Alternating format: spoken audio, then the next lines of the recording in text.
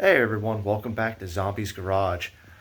I know it's been a little bit and videos have been a little bit sparse, but been a lot busier with work lately. It's during the busy time of the year, can't be helped. We do have a few other projects in the works right now, and for today, we're going to be working on putting together a trailer. Been needing one for a while because I used to own a truck and that's how I picked everything up. Got rid of the truck because I have a family now. So we went ahead and just got the trailer. And we're going to show you all how to put it together here. So let's show you what we got. So this is what we got. Harbor Freight trailer. This is a 4x8 trailer, right? 4x8? Yeah, 4x8 trailer. 1,700 pound capacity. It's the heaviest duty trailer they have. It comes in boxes. You got to put it together yourself. Not really difficult, but that's what we're going to work on. Showing you the step-by-step process of putting this together. This is a folding trailer. I am not going to have it foldable. Just that'd be a waste of time for me because I'm not going to fold it up. So we'll show you how I manage that stuff because I've been through these trailers before. So it won't be too difficult for me, although it's been a few years since I've put together one last. So let's get these boxes out of the back of my SUV and get them into the garage, and so that way we can start working on it.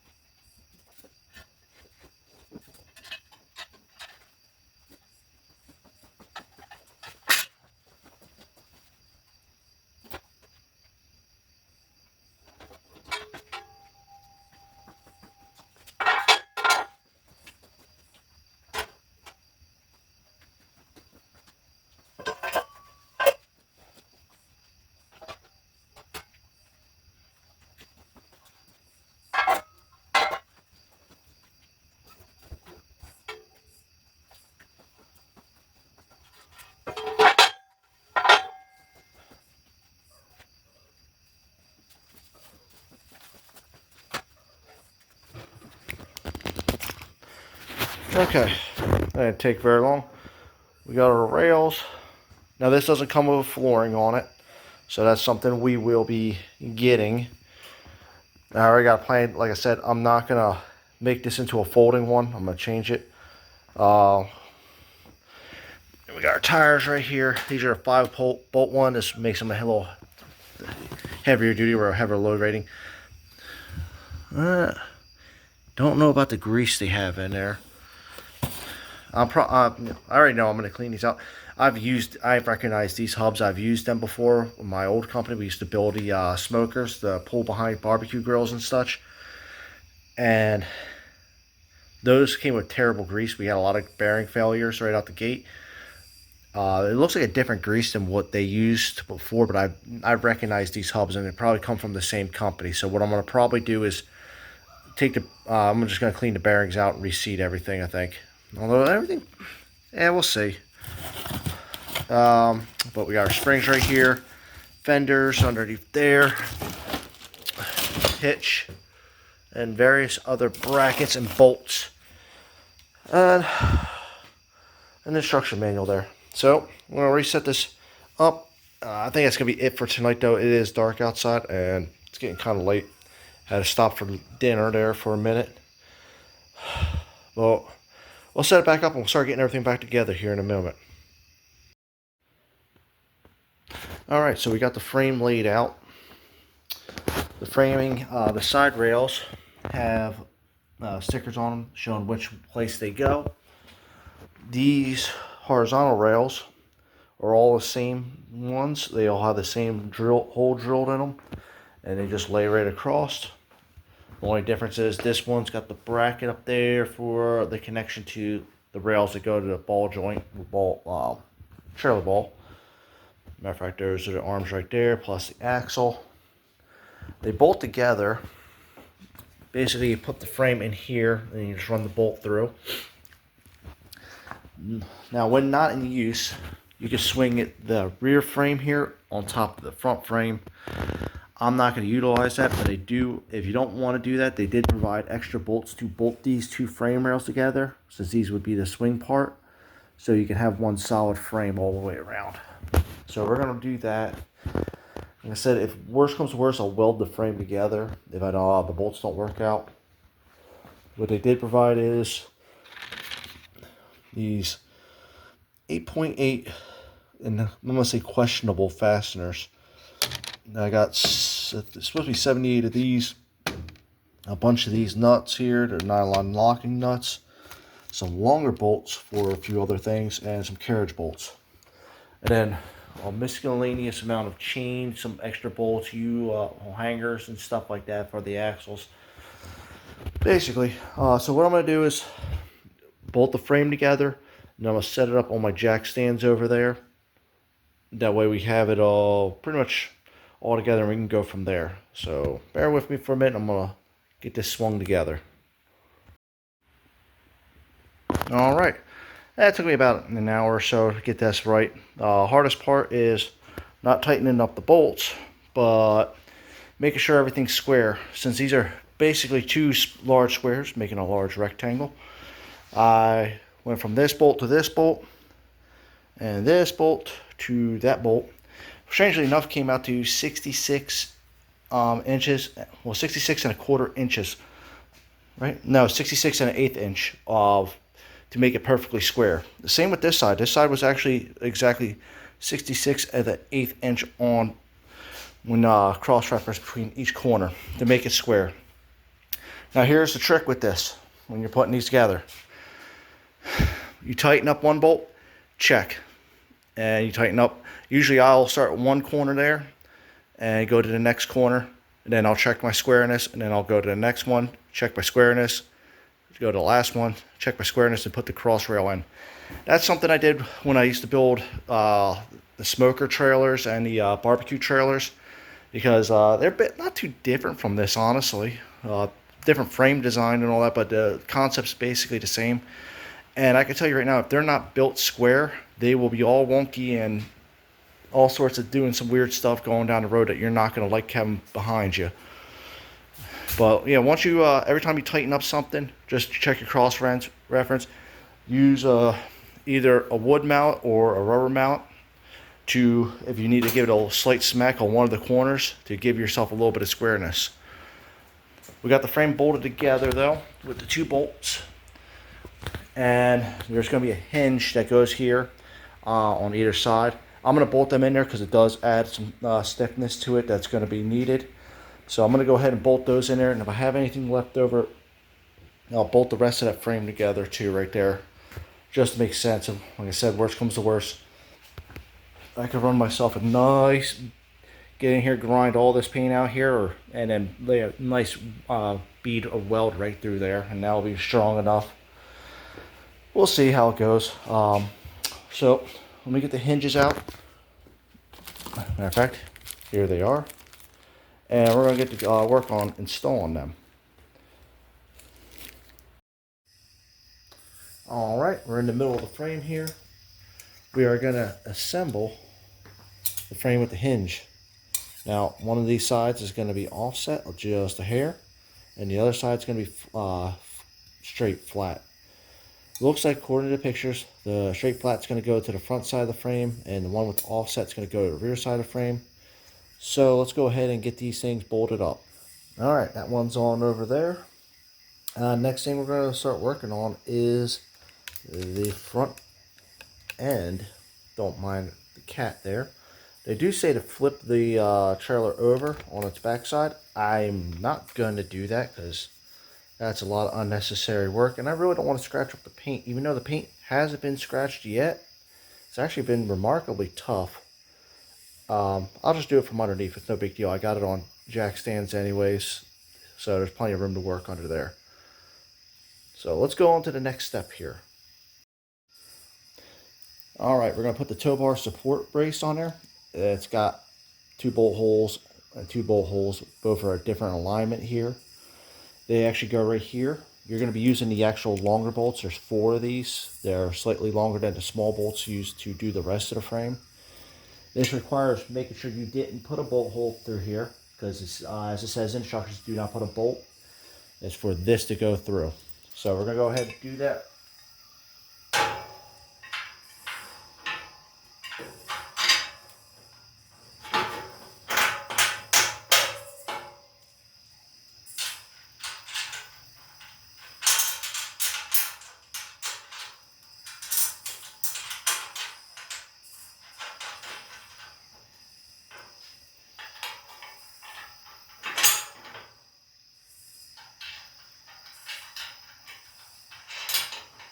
All right, I'm gonna go get my wrench.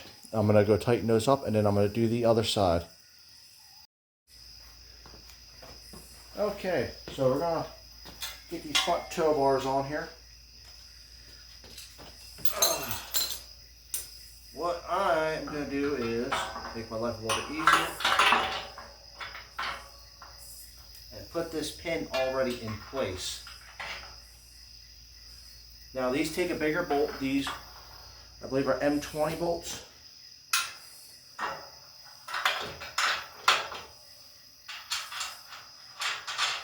So there we go. And that makes, putting that pin in there makes it easier. It gives you an extra hand basically if you don't have a spare hand. So let me get this one bolted up, and we're going to get the other side bolted up over here, and we'll go from there.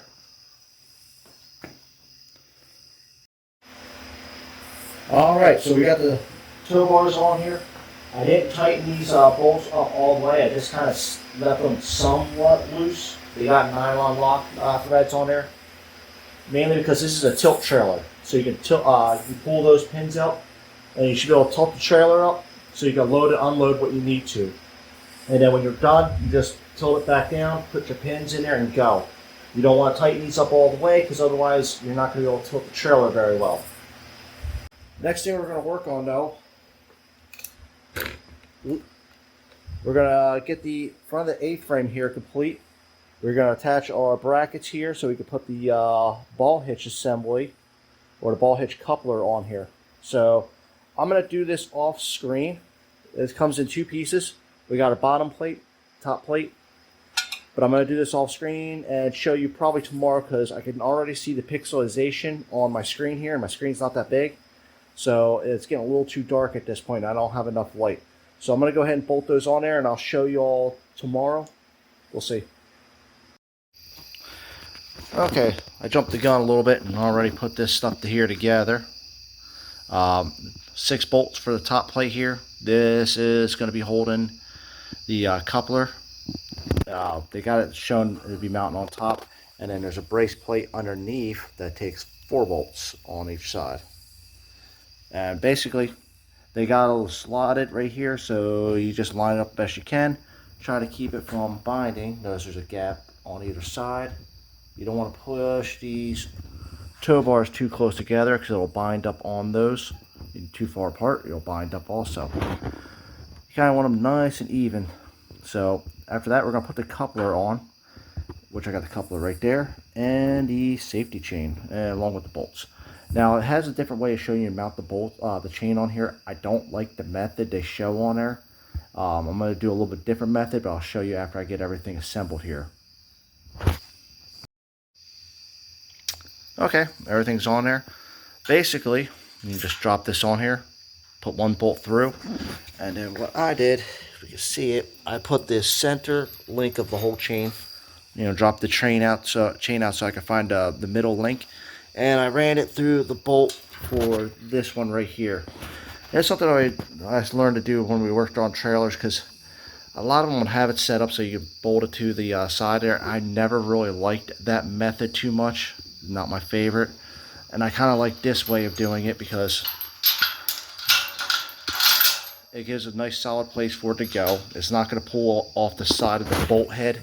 Because I've actually seen that once before on a trailer that somebody thought it was a good idea or A-OK to use an 1 7/8 ball and a 2-inch coupler. And shocker, it popped off.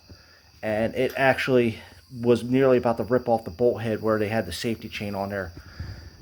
It was for a boat trailer, if I recall correctly. It was a weird setup that we had to fix that time. That said, though, I like this method because that's not going to pull off the side. It goes through the center, gives plenty of chain to hook up to the back of your vehicle. Alright, so I think the next step is to actually start getting the everything, the spring purchase set up. So we're going to get the frame pieces together, take a look at the book, and make sure what we're doing is the correct way of doing it. Okay, so we're going to put the spring hanger on. It's going to be noticeable because it's going to have this cut out here that go around the bracket here. Nope, that's the wrong one.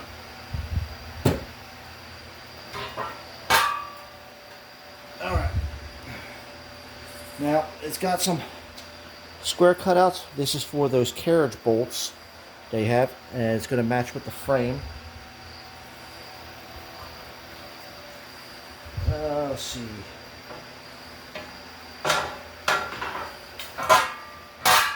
There's one.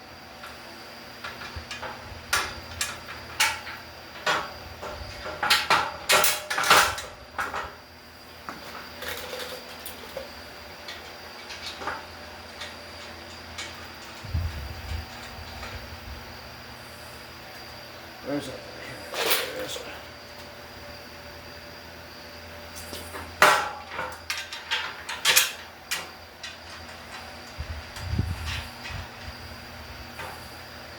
Now, you have one of your longer bolts, because you know you have a whole bunch of the small ones. These longer ones, same size as the others.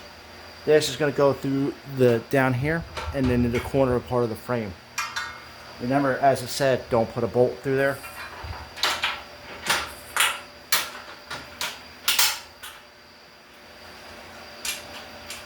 And that's the reason why. Because I was bolting through a few sheets of metal at that point. Alright, then put that one there.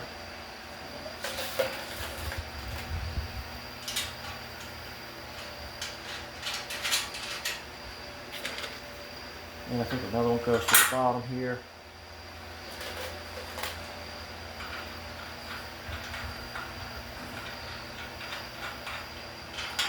And I think that's it. And from there, we'll tighten all these bolts down. Because what that does is add support in the center here. Now, how it's supposed to fold with that rear carriage bolt, I don't know. I guess you'd have to take it off to fold it. That don't make much sense to me. Alright, so we got our spring bracket on here. Next we got the fenders. And this, they didn't really explain it off into the instructions, but two of these holes are offset to one side, just slightly off center. Basically, this fits in here like so, and it fits up nice and tight. Well, terrible video, but basically, it fits up nice and tight right there. Whereas right here, it would have a big gap on the other side. So I'm going to take it that it goes like this. Basically, 2 bolts there, 2 bolts there. It bolts straight down to these 2 holes on the spring assembly.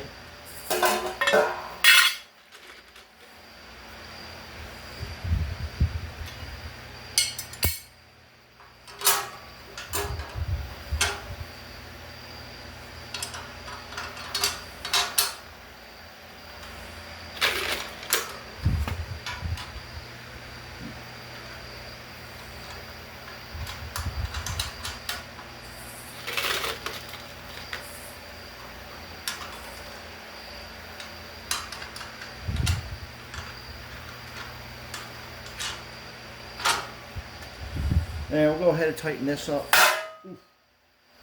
So, one moment. Alright, so that bracket's tightened up.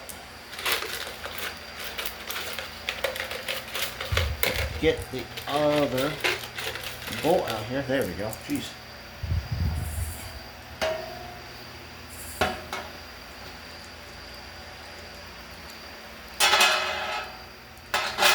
And that's pretty much it for installing the fenders. Same way on the other side, just opposite direction. Just right, remember, these bolt holes are off center. And if I find out I'm wrong later, luckily it's only 2 bolts that I gotta undo and swing the fender around. But let's tighten these bolts up, and then we're gonna move on to, I believe, doing the springs next, and then the axle. Okay, so we're gonna do our spring installation now. It's gonna use these 2 holes here, and you probably can't see it too well here.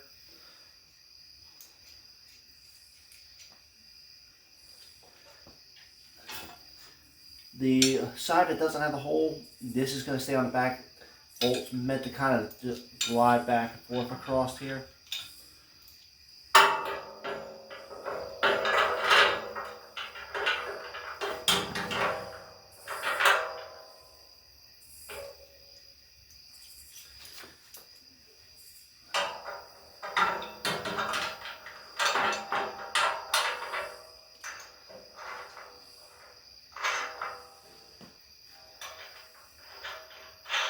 Alright, go ahead and tighten down these bolts, and then we're going to do the same thing on the other side.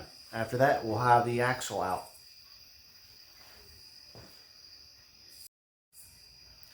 Alright, so we got our axle here. Axle's going to have a divot on one side and nothing on the other. The divot is for fitting in the bolt that holds the spring pack together. The spring goes up. The axle goes under the spring pack. Some have it over the spring pack. This one has it under. We got our plates that will mount like so. And then we have our U-bolts. Well, but essentially, we're going to snake this through.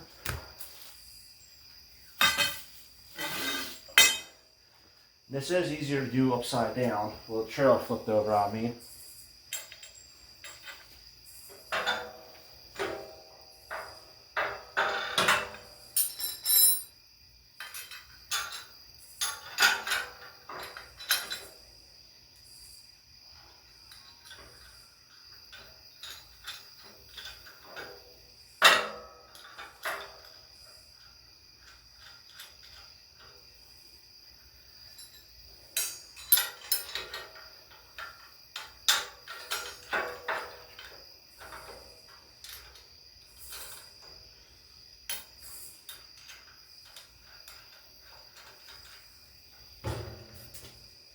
Alright, let's flip the camera over here.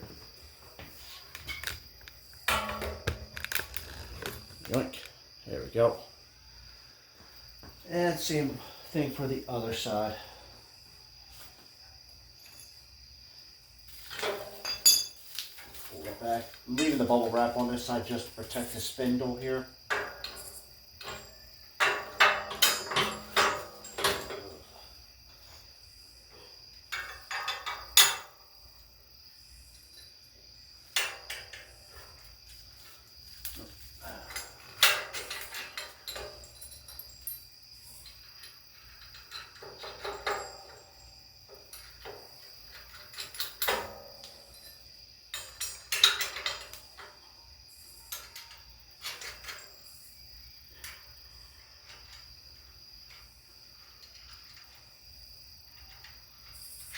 All right. The torque rating for these bolts is 15 foot-pounds. You want to tighten evenly so they equally come up, so you don't have one, kind of cocked over. It'll put an uneven pressure on your axle, make it ride weird or cause damage. So make sure you tighten both U-bolts up at the same time. Try to do all 4 at the same time so it's brought in nice and square, because you don't want your trailer wide and weird. And you don't want to potentially damage a spring or damage these plates, possibly even cause a failure. So I'm going to go ahead and get these tightened up here, and we'll be right back and start working on getting these wheels on here.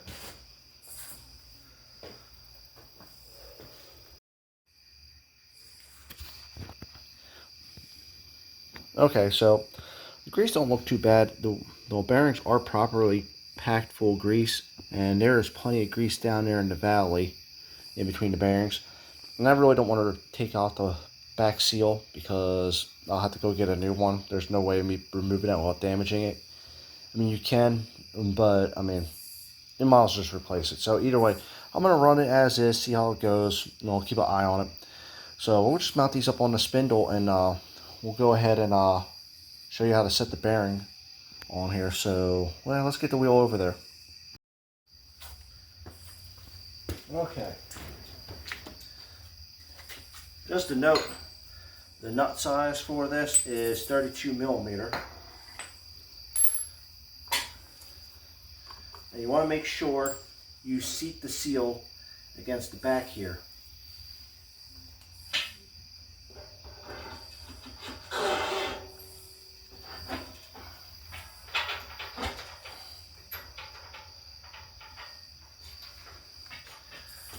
Grab my hammer. There it is.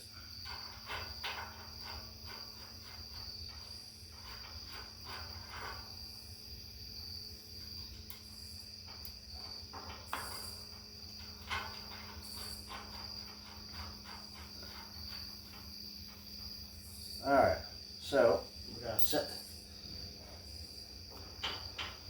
That's a little too loose right there. So we're going to tighten down.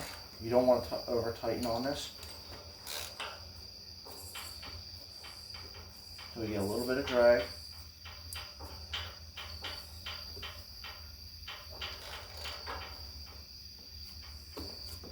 Right there, that's a little bit of drag. First I like to spin it a little bit. And that's still pretty good right there. I know the pinhole is right around there, but you always loosen up. Oops, that might have been too much.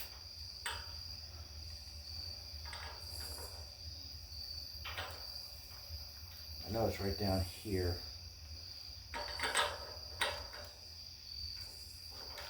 Oops, there it is.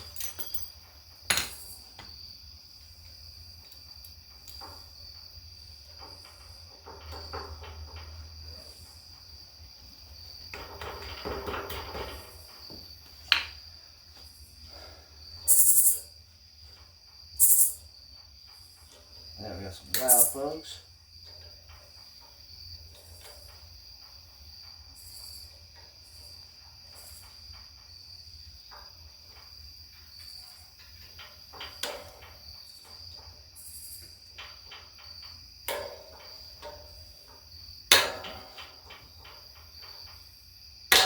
Ooh, that almost took a chunk out of me.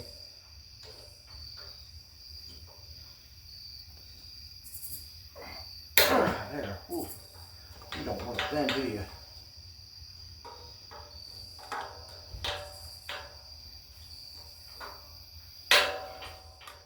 There we go. Alright. Oh, it did cut me. Alright, we just install the dust cap after that and clean up.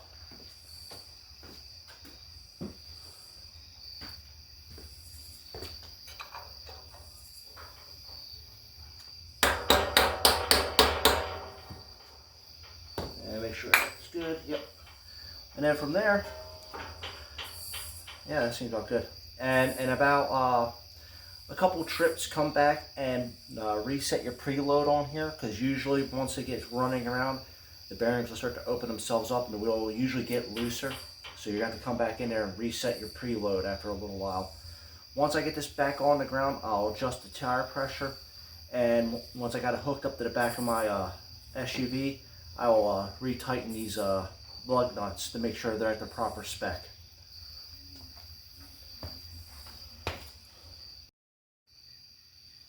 Okay, so we're moving on to electronics now. My favorite category, we got these brackets right here. One side slotted, and one side has two pre-drilled holes. The slotted will go to the tail lights because the slotted one won't fit on here. But these two pre-drilled holes will. So we'll go ahead and get that in there.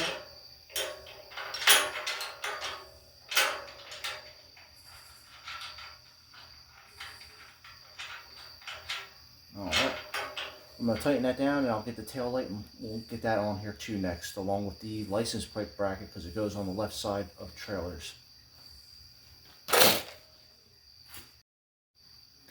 Alright, we got our tail light. We know this one is for the license plate because it has the clear plastic on the bottom to project onto the license plate. Quick note here, this little foam rubber pad, leave it on.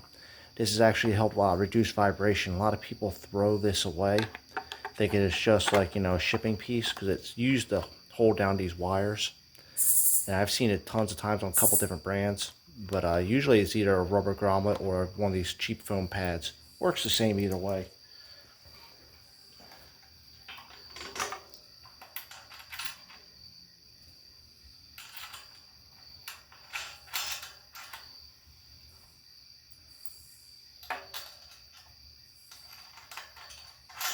Strangely enough, this is the one of the few USE parts I've had to use.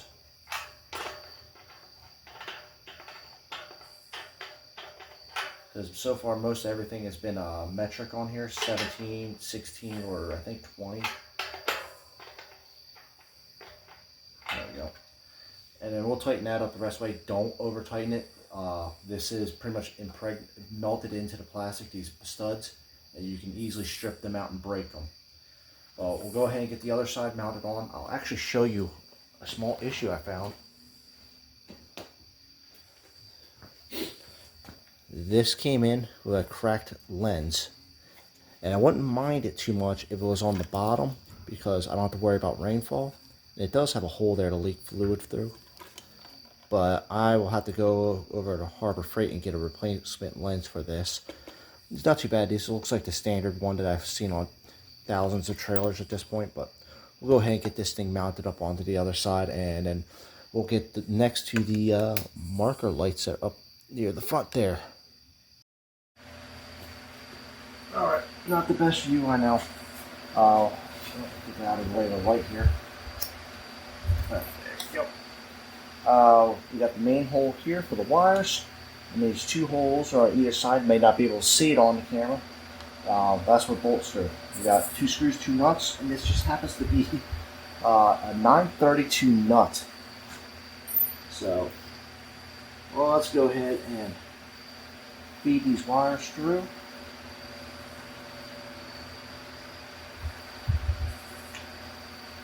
This will be the front for it.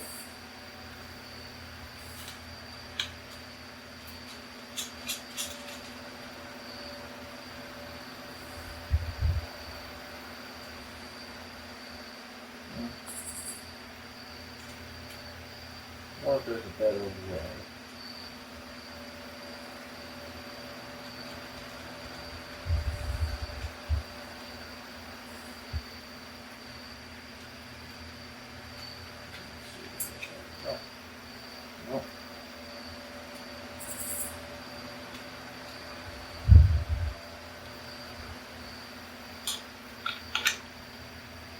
I don't like that getting finished.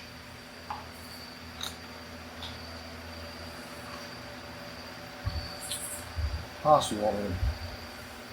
Oh. Well, that's just cheap. This hole looks like it'll fit there, and it probably did for a previous version, but with the new LED, the controls right here, or the circuit boards right here, and it presses the wire right up there, go through the center. So instead I have to route it through the little slot beneath it. That is some quality control crap, because they just offset this hole like a quarter-inch one way or the other. You could have just mounted it in there with the wires. That sucks. Not a big fan of that.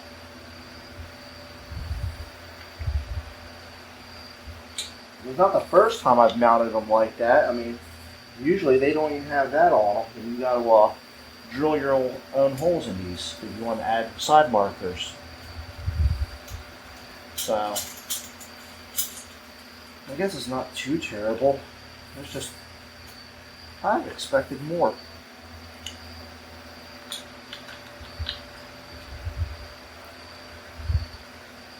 Like I said, I am disappointed about that cracked tail light housing. Luckily, though, those things are super common and pretty cheap to replace. So I'm not too terribly worried about it.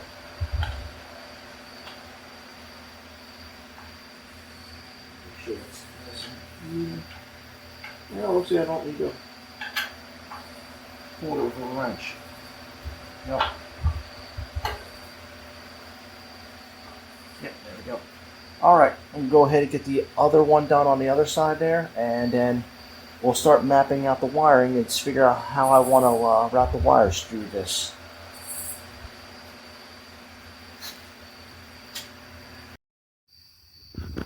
Okay, we got the wiring laid out.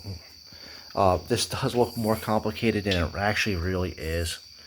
I mean, this is basically it. It is 5 wires technically. Your white wire is your ground, which will probably ground out to here because it'll ground out in the ball.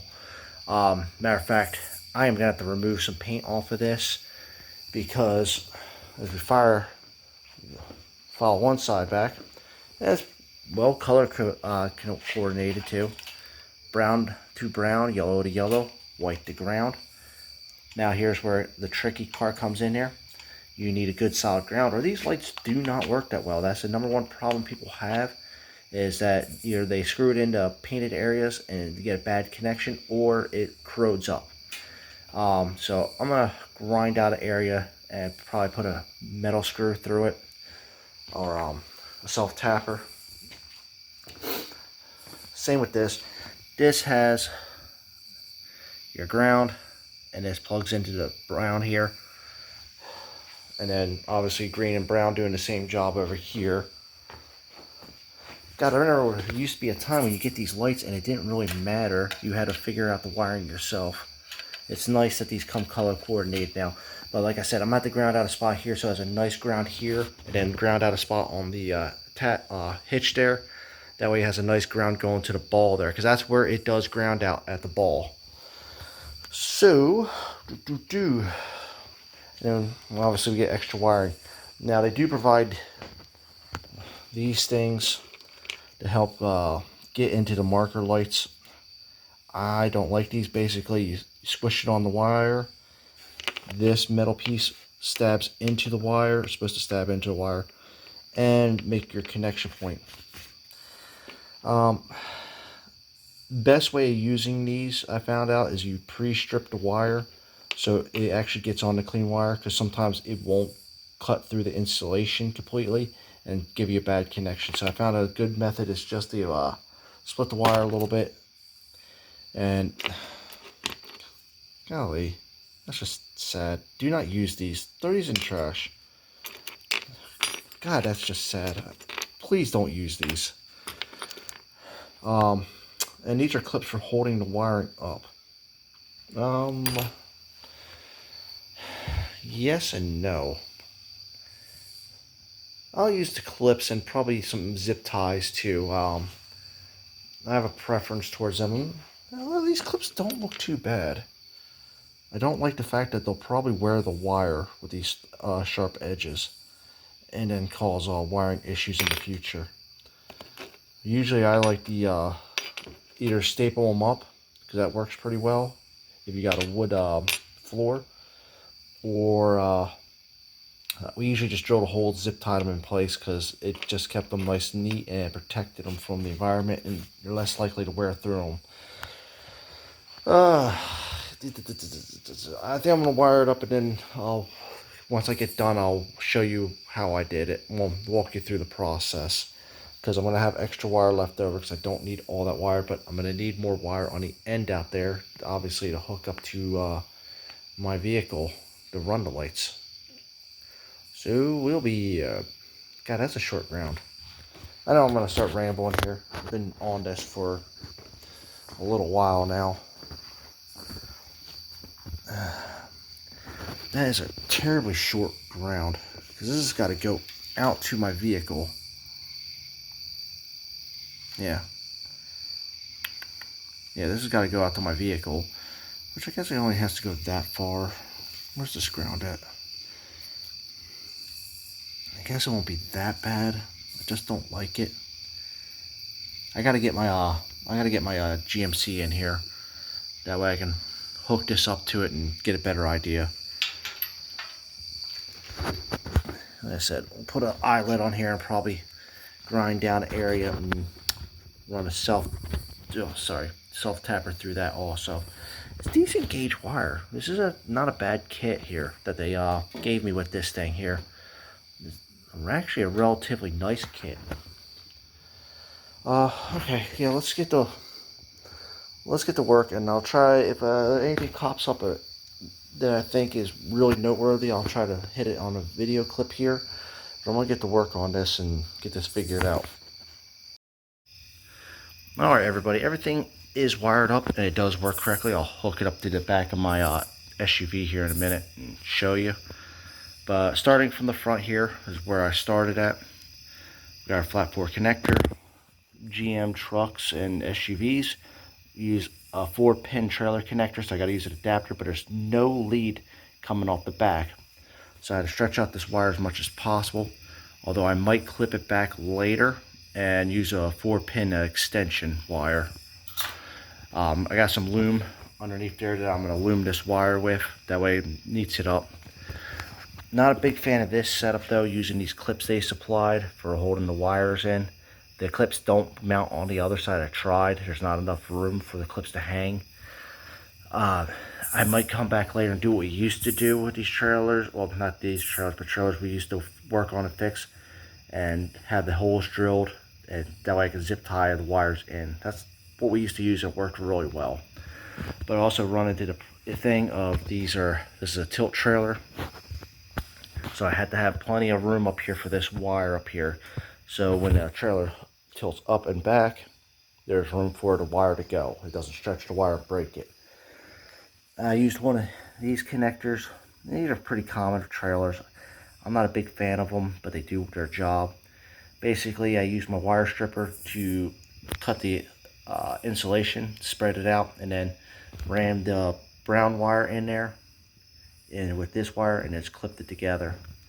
This side went a little differently because when I went to go pull the insulation, the wire ripped. Yep, the wire ripped. So I ended up having to run a connection together with some heat wrap.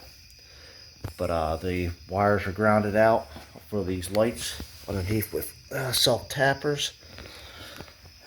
From there, we ran the wire back along the frame, utilizing these holes all the way back.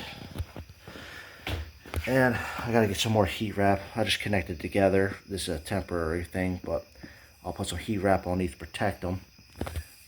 And again, ran the ground for these lights underneath with a self tapper. And then I'll run these wires underneath here and staple them to the bottom of the boards over there that I'm gonna have for up here.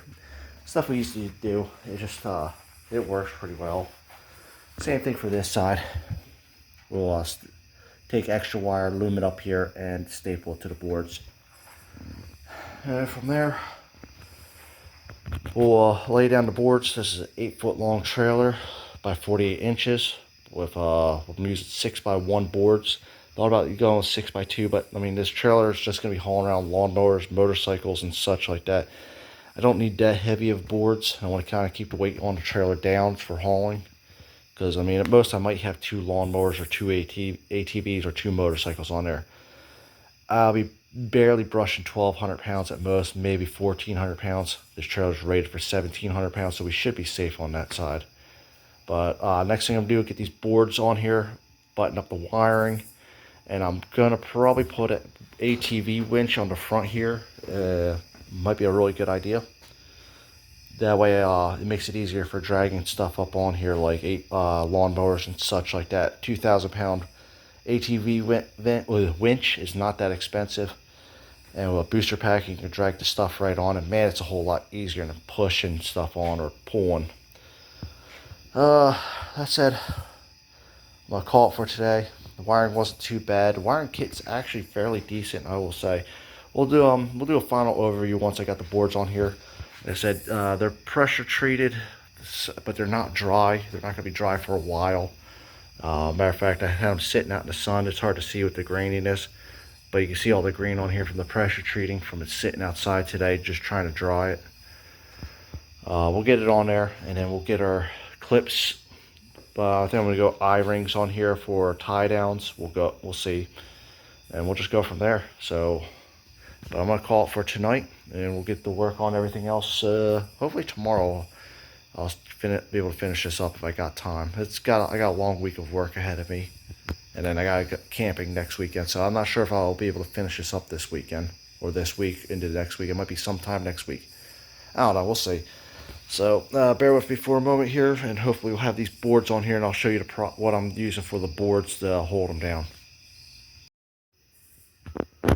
Okay, there's the lights. They're on. Everything appears to work just right.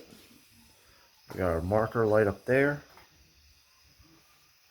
and a marker light over here.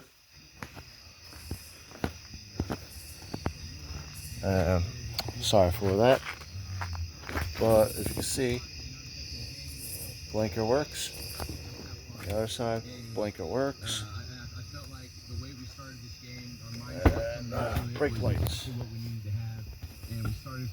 Now, another good test to do is check the blinker while the brakes are running and lights off, but you can't really do that because my SUV here has automatic headlights. But yep, everything works as it should. Now I'm gonna get this pulled back in here. I got my boards for putting on here. We're gonna get everything screwed on. As I said before, I'm gonna tuck these wires up, and what we used to do with these when I used to work on trailers, we'd staple them right to the boards because it works just fine. And oh yeah, I forgot to show you the tilt function. So let me get my tripod real quick. Okay, so we'll show you the tilt function. I got the pins out here, the ones I showed earlier.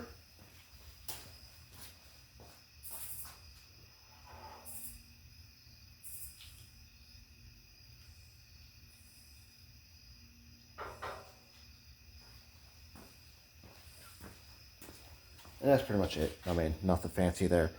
So you can see though, I got my boards up over there. We'll start getting them on there and finish this trailer up.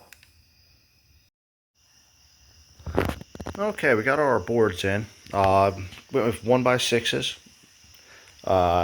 Mainly because it's not going to be seeing a lot of heavy duty work, as I've said before. It's just going to be hauling motorcycles, dirt bikes, lawnmowers, go-karts, things like that around. The occasional hauling like of mulch and dirt, maybe trash, who knows. That said, this should be plenty. These are deck boards already, so they're pressure treated. They're going to take a while to dry out, so I'm not even going to bother painting them right now. They're probably going to take another, I think pressure treat usually takes 6 to 9 months to dry out. I'll paint them then. So here's where we're at. Oh, I installed the siding brackets also. It's just 2 bolts. They already set up the holes all the way around. I'm not sure how high I'm going to go with this. I'm thinking of buying a couple more of these. These are set up for 2x4s to fit in there. Maybe just do a side rail yay big or something like that going all the way around. Haven't really decided yet. I know I got to clear the bracket here and the fender when I put the boards in there though. And I'm going to utilize these extra holes for eye bolts for tie downs, because they're nice enough to set these up all the way around in pretty good spaces. So, and being decent metal right there with a nice thick washer on the other side, that should be adequate tie down. Now, laying these boards across, 8 boards being enough, because 8 times 6 is 48 inches, 48 inches across. Now these are a true 6-inch board, so there's a little bit of space on each side. Works out perfect in my opinion. They actually, once they're all set up, they actually match up perfect on both sides to fit in this rail here. Kind of worked a little better than I thought it would, and they should. Once they dry out, the wood will shrink a little bit and provide a little bit of gap in between each board. So the method for putting them down on there. Normally what we used to do when we built decks, when we built the wood decks for the trailers, my old job, is we pre-drill it and then run multi-material screws through. I am going to try out these, no, where are they? There it is. These ones have a self-tapping feature in the screw, so I technically should be able to screw these right through without having to pre-drill. As it says, no pre-drilling. So I might be able to run those through. We'll see. Worst comes to worst, I'll get the drill out. Like I said, what we normally do back in the days, we would drill the holes where we want them, move the board, finish drilling the metal, then run the screws right through. Ideally, that's the way we used to do them, especially when redecking them. So I'm gonna get to work on this, see how it works out, and if it works out great, the whole deck will be done. If it doesn't work out great, then I will post an change of ideas there. So we'll see y'all in a second once this deck's all done. All right, decking is all done. Still got to sweep and clean it, but it went pretty well. I was able to line these boards up. Gaps aren't too bad. I had to make sure I didn't press them up tight against each other. Just give them a little bit of room between them, and it just fit perfectly. Ended up taking an extra week or so. I had to get a pack of drill bits because my last drill bit that went with these screws here broke. So I had to order another kit, and then life got busy. So basically just drilled it and ran it straight on through. The self-tapping feature on there took forever to start cutting into the metal. So just drilling it out and then sending the screw on hook through worked pretty well. Haven't decided what I'm going to do with these rails yet, or what kind of height I'm looking for side rails, and how I'm going to build that. These are set up for 2x4s to go in here. And secondly, I'm going to redo my tail light situation. I think I'm going to utilize what's left of this bracket for the stand back here. Because when I lean this back, the license plate hits the ground. And that's not going to work for leaning this thing or using the tilt on here, because I don't want to keep damaging that. After that, though, we are going to staple the wires up. I'm using this old staple gun. Who made this? Arrow. I don't know. It's an old staple gun. Got around for 20 or 30 years. My parents had it. It still works. But we'll staple the wires up, lighten up the rest of the wire, and get that all tightened together. And that should be good to go. We'll put the lawnmower on here and make a test drive down the road. Make sure it doesn't do anything weird that a trailer shouldn't do. And we'll call that. I had to go cut these boards length because I went to Lowe's Hardware. I'm going to call them out on this. I got, 8 1x6s, all from the same stack. Each one of them was a different length. This is the shortest one because I lined them up straight edge across there. This one I didn't cut, so it has a staple in there from the tag. This one was sitting almost an inch past. So was this one. This one wasn't as bad. This one I didn't have to cut at all. Every one of these boards had I had to cut this one too, and I had to cut these two, and this one was perfect. That is some poor quality control. I mean, almost every one of those boards was a little bit different length. Other than that, they're pretty straight at least. I had to deal with too much in the way of warping. And with all these screws in here, I don't think I'm going to have to worry too much with warping it, period. So, we'll give, in a couple weeks or months, I'm going to let this dry. I'm going to try to keep it in the shop most of the time. That way I can take the boards back off, restain them so they'll last longer. But essentially, this is pretty much done. I'm going to finish buttoning up the rest of this. We'll throw the lawnmower up here, and we'll see how she runs down the road. Hey everyone, welcome back, and trailer's done. We got everything on there. Made some adjustments because the trailer wasn't 100% the way I liked it. I'll show those adjustments off, but we got my mower loaded on there right now. Didn't even budge. I mean, it is rated to 1,720 pounds load capacity. That mower weighs maybe 650 pounds. Well, I'm going to take it to the gas station, fill it up with some non-ethanol gas, as I will always recommend, because carburetors like to gum up and jam up. And fill up my gas can because I'm out of gas anyways. So let me show you some of the other adjustments I made to this trailer, and we'll finish up this video here. Okay, I am going to probably add more tie downs. I thought this would be good the way I have it. I'm not 100% happy with it. Other things, I moved the tail lights from where it's supposed to be here to right up here. This is the bracket for mounting the caster wheel, so when you fold the trailer up, you're able to roll it around your garage, put it away, push up against the wall, whatever. I went ahead and just changed it, remade the mounts a little bit, used some old bolts, big bolts in here to take up the space, and it seems to work pretty well. I still have to finish looming up this wire now that I have it where I want it, because I had to move the wires, shorten up the wire a little bit. So I'm going to go back, re-loom that, and heat shrink those wires. The ramp doesn't lean enough for my mower to just ride right up on there. It just wants to spin, as you can see the dirt on the back there. So I backed it up against the mounted, the hill here, and just rode it right on. I'm going to build some ramps. I think I might utilize these brackets or not. I plan on building the walls around it anyways, because I plan on using them for carrying mulch and things like that I need to do projects around the house. That said though, it's done. It's good to go. It's hooked up. I drove around as tight as I could. Wasn't tugging on the wiring at all. Lights work just fine. So we're gonna take it to go get it fueled up now, and then I'm gonna mow my grass, mainly mulch up leaves and all that kind of stuff, and we're gonna see how it runs down the road. So if there's nothing added, this is it. Video's done. I hope that you enjoyed this. Let me switch views here, and that's it for this trailer. I hope you all enjoyed it. Final price for the whole trailer, $550 to buy it from Harbor Freight. I have maybe $100 into it for between the boards, the boards and the eyelets and things like that. There we go, the boards and the eyelets. Now I'm not including taxes, because DMV, we pay taxes at the DMV for trailers, or the title, or the plates for it.